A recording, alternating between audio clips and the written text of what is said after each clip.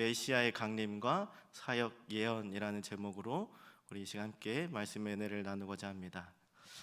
우리가 가지고 있는 하나님의 말씀 성경은 모두 다가 약속의 말씀들입니다. 특별히 구약은 옛 언약으로서 구원자를 보내주시겠다라는 그 언약의 약속의 말씀들이 기록이 되어 있습니다. 모든 선지자들을 통해서 우리에게 주신 약속의 말씀들입니다. 그리고 신약 성경을 보게 되면 새 언약으로 특히 사복음서에는 구원자 예수 그리스도를 보내주시겠다 하신 그 약속이 성취되어지는 그 말씀들이 기록이 되어 있습니다. 그리고 그 예수 그리스도께서는 우리에게 성령을 보내주시겠다라고 약속을 하셨고, 그 약속이 성취되는 말씀이 바로 사도행전에 기록이 되어 있는 말씀입니다. 여러분, 갑자기 뜬금없겠지만 우리는 믿음이 있어야 됩니다. 할렐루야. 네, 우리는 믿음이 있어야 됩니다. 그럼 어떠한 믿음이 있어야겠습니까? 하나님의 약속의 말씀은 반드시 그대로 다 성취되어지고 이루어진다라는 이 사실을 믿는 믿음이 우리에게 있어야 한다라는 것입니다.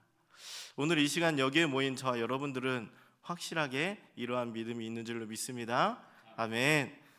오늘 우리가 살펴볼 이 미가서의 말씀도 약속의 말씀들이 기록이 되어 있습니다. 이 미가서의 저자는 누굽니까? 당연히 미가입니다. BC 8세기경에 남유다의 요담, 아하스, 히스기야의 통치 시대에 활동했던 예언가입니다. 유다 땅 남서부의 작은 시골 마을의 출신입니다. 그는 정치적인 배경이 뛰어난 그런 유명인도 아니었습니다. 그렇다고 사회적으로 인정받는 가문의 출신도 아니었습니다. 그저 작은 시골 마을에서 조용히 살아가고 있던 시민이었을 것입니다. 이런 미가에게 어느 날 여호와의 소명이 임하게 된 것입니다. 미가는 이 소명에 응했고 하나님의 선지자로 부르심을 받게 된 것입니다. 그 후에는 가난하고 억압받고 있는 서민들의 입장에 서서 타락하고 부패한 정치, 그리고 종교 지도자들, 또 부자들, 그들이 짓고 있는 죄악들을 예리하게 지적을 하면서 고발을 했습니다. 그뿐만이 아닙니다. 그들에게 가차없이 하나님의 공의로운 심판이 임할 것이다 라고 외쳤습니다. 다시 말해서 미가는 예루살렘과 사마리아에게 거주하고 있는 그 사람들에게 그들의 죄악으로 인해서 하나님의 심판이 그들에게 임하게 될 것이다 라는 것을 예언했다라는 겁니다. 그러나 미가는 그 후에 하나님의 시온이 회복되어질 것도 말씀하시고, 하나님을 신뢰하는 사람들에게 하나님께서 통치하시는 평화의 왕국이 임하게 될 것이다 라는 것 또한 예언의 말씀을 했습니다.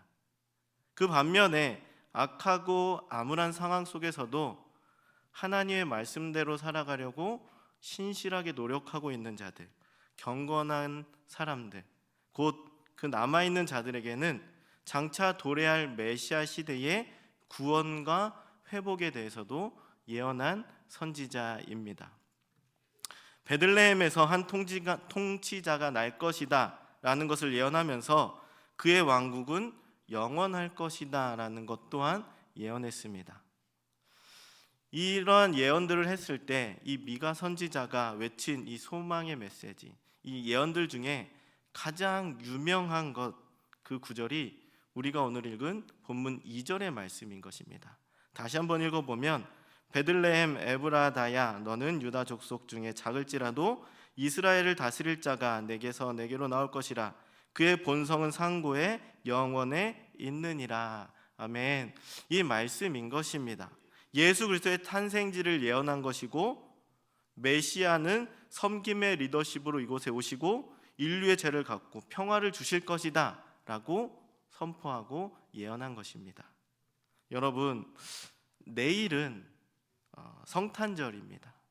그 성탄절을 맞이하는 전날인 이 오늘, 우리에게 주어진 이 미가 선지자의 말씀을 통해서 구원자의 오심에 대한 예언, 그리고 그분의 구원 사역 뿐만 아니라 심판과 경고의 말씀까지 오늘 살펴볼 것인데, 이 말씀을 통해서 우리가 온전한 믿음으로 성탄을 맞이하는 저와 여러분들이 되기를 간절히 소망합니다. 그 첫 번째가 메시아 탄생의 예언의 말씀인 것입니다. 우리 2절의 말씀을 우리 다시 한번 한 목소리로 읽어봤으면 좋겠습니다. 시작. 베들레헴 에브라다야, 너는 유다 족속 중에 작을지라도 이스라엘을 다스릴 자가 내게서 내게로 나올 것이라. 그의 근본은 상고에 영원에 있느니라. 아멘. 베들레헴 에브라다에서 나올 것이며 그의 근본은 상고에 영원에 있을 자라고 예언했습니다. 여기에 보게 되면 에브라다라는 말이 있습니다. 이것은 떡집이라는 베들레헴의 옛 이름입니다. 그 뜻은 풍성한 열매라는 의미를 가지고 있습니다. 결국 에브라다, 베들레헴은 같은 이름인 것입니다. 같은 지명입니다. 그러면 베들레헴의 에브라다까지 덧붙인 이유가 무엇이냐? 스불론 지파 소속에 다른 베들레헴이 있습니다. 그것과 구별하기 위해서 베들레헴 에브라다라고 말씀을 한 것입니다. 장차 메시아가 탄생할 장소는 다윗 집안이 속해 있는 유다 지파 소속의 베들레헴이다라는 것을 확실하게 한 것입니다. 그곳은 유다 지파 내에 작은 마을인 것입니다. 작은 시골 마을입니다. 여기서 작다라는 말은 규모가 작다라는 것뿐만 아니라 비천하고 보잘것없는 곳이다라는 것입니다. 다윗이 태어난 마을이기는 하지만 초라하기 그지없는 작은 시골 마을입니다. 이 마을이 얼마나 작은 마을인지 여호수아 때에 유다 지파에게 분배된 도성들 중에서 그 이름이 빠져 있을 정도로 작은 시골 마을이었습니다. 여러분, 그리스도는 이스라엘의 왕이며 인류의 구원자 되심에도 불구하고 지극히 보잘것없는 작은 시골 마을에서 태어나셨습니다. 그것도 번듯한 집이 아니라 구유에 누우셨습니다. 보통 왕이라고 한다면 왕궁과 같은 아주 화려한 곳에서 태어날 것이다 라고 생각을 합니다. 그래서 예수님께서 태어나셨을 때 동방박사가 어디로 찾아갔습니까? 이스라엘의 수도인 예루살렘의 왕궁으로 찾아갔습니다. 그러나 이스라엘의 왕궁에는 동방박사가 찾는 아기가 없었습니다.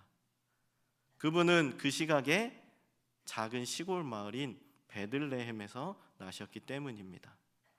그렇다면 왜 예수 그리스도께서 화려한 예루살렘의 왕궁이 아닌 작은 시골 마을의 베들레헴에서 나셨겠습니까?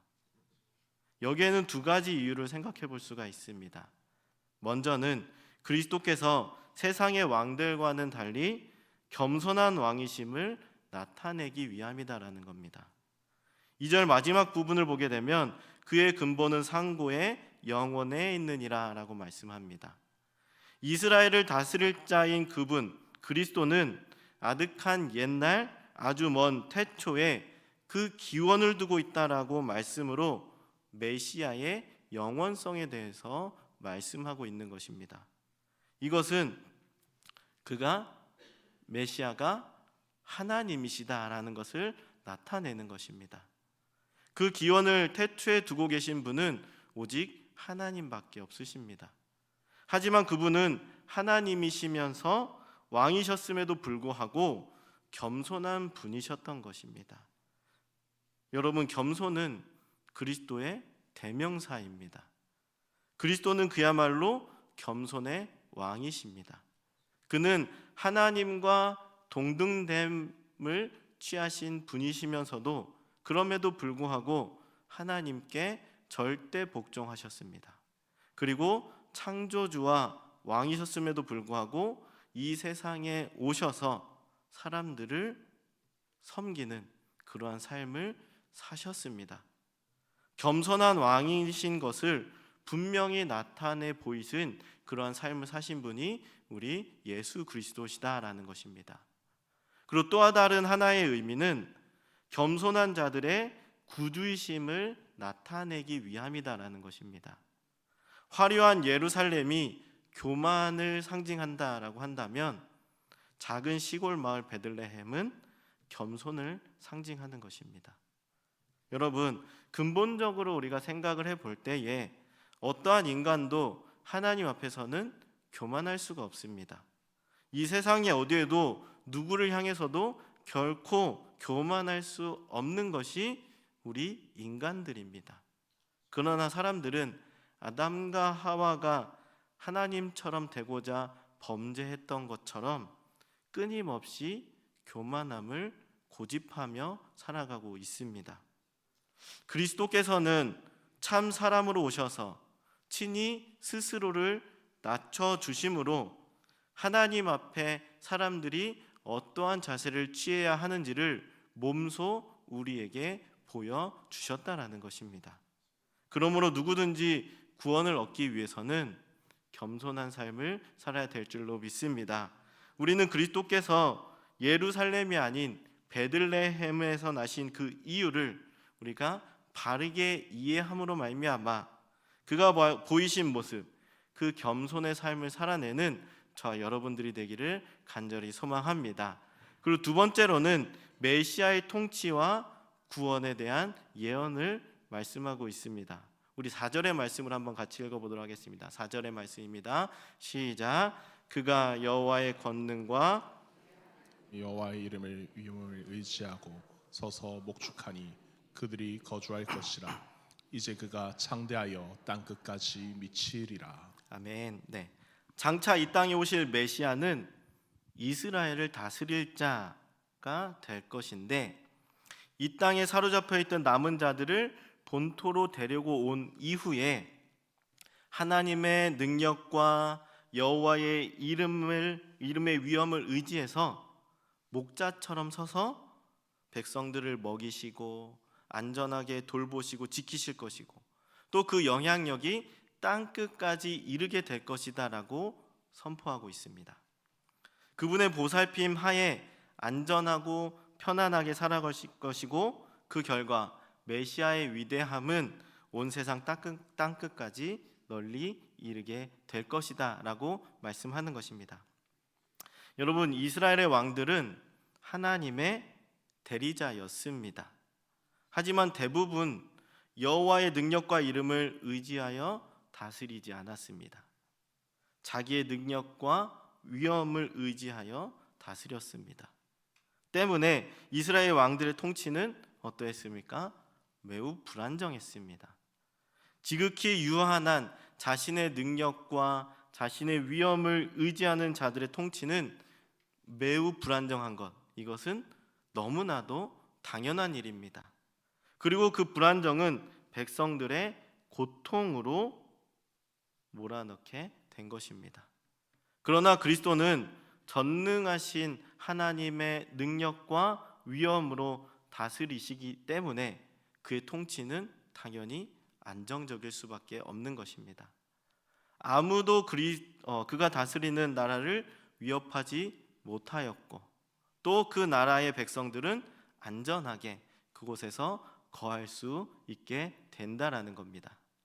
그런데 그리스도는 가만히 앉아 있는 것이 아니라 오늘 말씀에처럼 서서 다스린다라고 말씀하고 있습니다.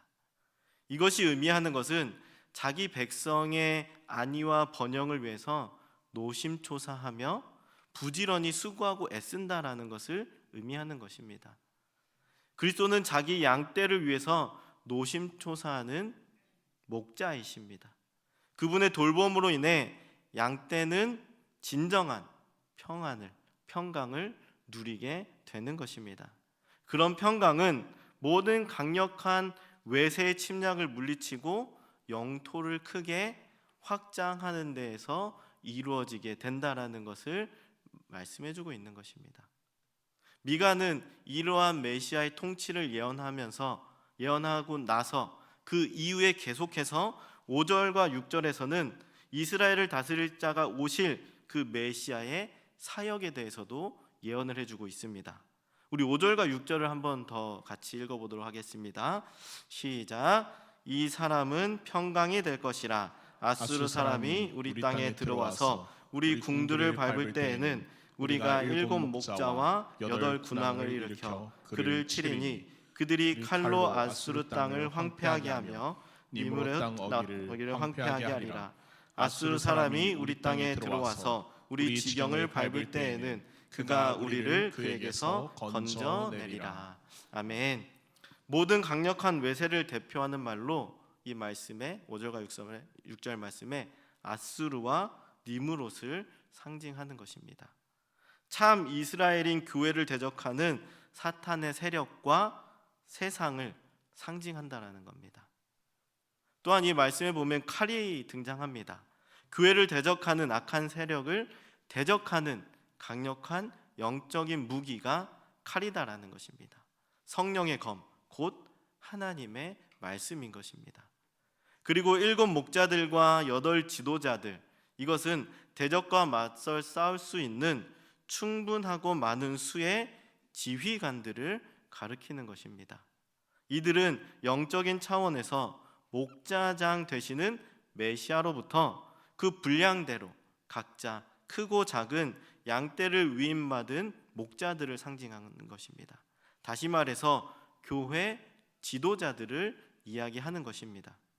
결국에는 강력한 대적을 물리치고 더 나아가서 도리어 아수르 땅을 정복하고 니므롯 땅까지 지배할 것인데, 이것은 영적인 차원으로 보게 되면 교회의 승리를 예언하는 말씀이다라는 것입니다.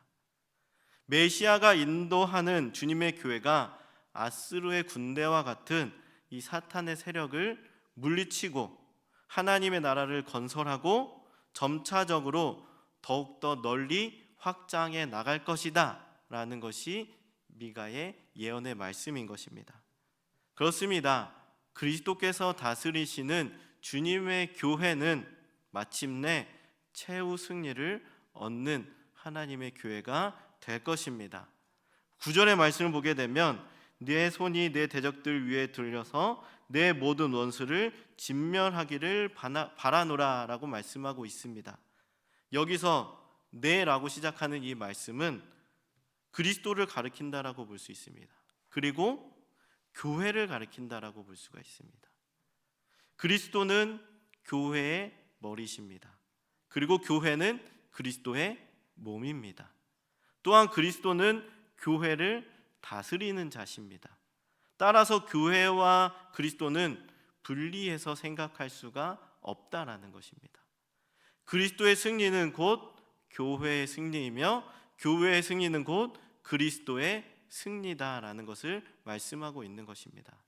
여러분, 성도들은 세상에서 너무나도 많은 핍박을 받고 위기를 만납니다. 그렇다 할지라도 결코 좌절하거나 낙심하지 마시기를 바랍니다. 왜냐하면 그리스도께서는 우리 앞서서 이미 승리를 거두셨고 지금도 우리를 대신해서 우리 앞에 서서 승리하며 우리의 길을 인도해주고 계시기 때문입니다. 우리는 그리스도께서 이루시는, 베풀어 주실 그 최후 승리를 바라보면서 또 그것을 확신하면서 우리 앞에 놓여있는 이 모든 영적 싸움에 승리하며 나아가는, 담대하며 나아가는 저 여러분들 되기를 간절히 소망합니다. 그래서 우리에게 주실 그리스도의 참 평안을 누리는 저 여러분들 되기를 간절히 소망합니다. 그리고 세 번째로는 심판과 경고에 대한 예언의 말씀을 우리에게 주고 있습니다. 10절의 말씀을 보게 되면 서두에 여호와께서 이르시되라고 시작하고 있습니다. 그리고 그 이후의 말씀을 보게 되면 메시아가 자기 백성들을 다스리고 돌보실 그때에 여호와께서 그 백성들 가운데 2가지 행위를 하지 못하도록 철저하게 금하고 없애고 뿌리 뽑아버릴 것이다 라고 말씀하고 있습니다. 그 중에 하나가 뭐냐면 군사력에 의존하는 행위를 하지 말라고 말씀하고 있습니다. 10절과 11절의 말씀을 보게 되면 내가 내 군마를 내 가운데서 멸절하며 내 병거를 부수며 내 땅의 성읍들을 멸하며 내 모든 견고한 성을 무너뜨릴 것이며 라고 말씀하고 있습니다. 이것은 오직 주님을 의지하는 대신에 세상의 군사력을 의지하면 교만하게 행동하게 될 것이기 때문에 그것을 방지하기 위해서 그것을 의지하지 말라. 세상의 군사력을 의지하지 말고 오직 여호와 나만 의지해라라고 말씀하고 있는 것입니다. 그리고 또 다른 하나는 우상 숭배를 하지 말라라고 이야기합니다. 12절에서 14절까지의 말씀을 우리 한 번 더 같이 읽어보도록 했으면 좋겠습니다. 시작. 내가 또 복수를 내 손에 끊으리니 내게 다시는 점쟁이가 없게 될 것이며 내가 내게 세운 우상과 주상을 너희 가운데서 멸절하니니 내가 내 손으로 만든 것을 다시는 섬기지 아니하리라. 내가 또 내 아세라 목상을 너희 가운데서 빼버리고 내 성읍들을 멸할 것이며. 아멘. 우상들은 백성들을 미혹하게 해서 하나님을 떠나게 합니다.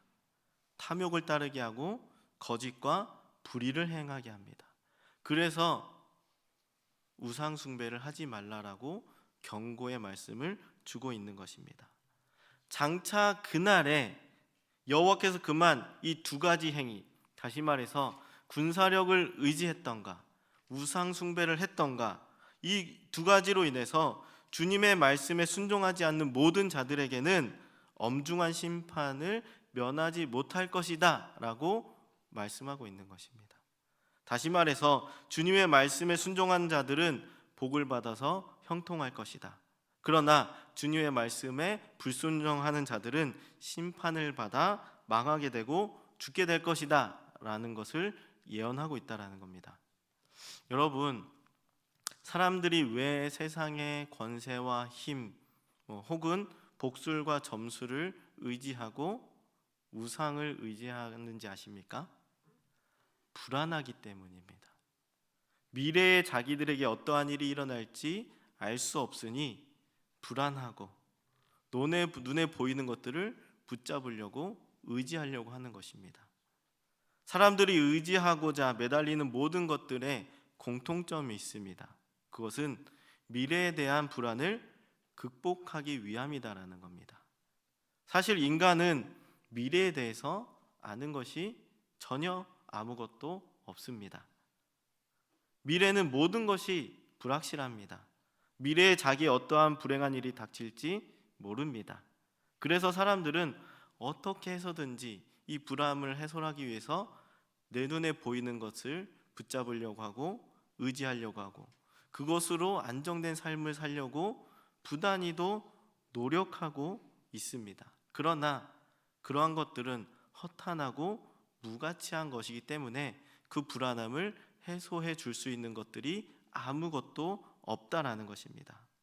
그러나 이곳에 모인 저와 여러분들은 우리는 하나님을 의지하는 사람인 줄로 믿습니다. 아멘. 하지만 성도라고 하는 사람들 중에서도 하나님을 믿고 의지하지 못하고 세상의 것을 붙잡으려고 하는 사람들이 너무나도 많이 있습니다. 이것은 역시 불안 때문입니다. 그런데 이것을 우리가 영적으로 봤을 때 불신앙을 반영하는 척도라고 할 수가 있겠습니다. 우리 안에 미래에 대한 불안이 있다라고 한다면 우리는 그것을 하나님을 향해 하나님을 믿고 하나님의 능력을 믿고 의지하고 맡겨야 하는 것이지 세상의 것을 믿고 의지할 것이 아니다라는 것입니다. 우리는 이러한 상태가 우리 안에 언제든지 존재할 수 있다라는 것을 늘 자각하고 있어야 합니다. 그래서 늘 하나님을 바라봐야 되고 하나님을 붙잡고 하나님을 의지하는 그러한 믿음이 우리 가운데 있어야 한다라는 것입니다. 미가가 예언했던 것처럼 군사력을 의지한다거나 우상을 섬기려고 하는 것이 아니라 오직 우리를 인도하시고 우리를 이끌어 주시는 하나님만 바라보고 의지하는 그러한 믿음이 저 여러분들에게 있기를 간절히 소망합니다. 마태복음 6장 34절에 보면 이러한 말씀이 있습니다. 내일 일은 내일이 염려할 것이라. 오직 주님의 말씀만은 붙들기를 소망합니다. 오직 우리는 매일매일 우리에게 주신 이 하루를 하나님이 인도하신다, 하나님이 함께 하신다, 하나님만 붙들고 하나님만 의지하여서 늘 승리하는 삶을 살고 하나님께만 영광 올려드리는 삶을 살아내는 저 여러분들 되기를 간절히 소망합니다. 말씀을 정리하고자 합니다. 결론적으로 이 미가서 5장은 고난과 절망 가운데 있는 이스라엘에게 구원자 메시아가 베들레헴에서 나실 것이고 평강의 왕으로 오셔서 이 땅을 다스릴 것이고 그를 대적하는 자들과 불순종하는 자들에게 심판이 임할 것이다 라는 것을 예언한 말씀인 것입니다. 여러분, 그분이 이 땅에 오셨습니다. 그리고 이 땅을 구원하셨고 인간들을 구원하셨고 지금도 이 땅과 저와 여러분들을 다스리고 계십니다. 그분이 오신 날을 기념하고 감사하는 날이 내일 성탄절이지 않습니까? 우리가 이 성탄절의 참된 의미를 우리부터 바로 알고 그날을 지키며 하나님께 영광 올려드리고 또 대표 기도 때 하셨듯이 정말 퇴색되어져 가고 있는 이 성탄의 의미를 또 퇴색시켜 가고 있는 이 세상을 변화시켜서 이 땅에 온전히 하나님의 말씀만이 살아남을 수 있도록 힘써 나아가는 저 여러분들 되기를 간절히 소망합니다. 기도하겠습니다.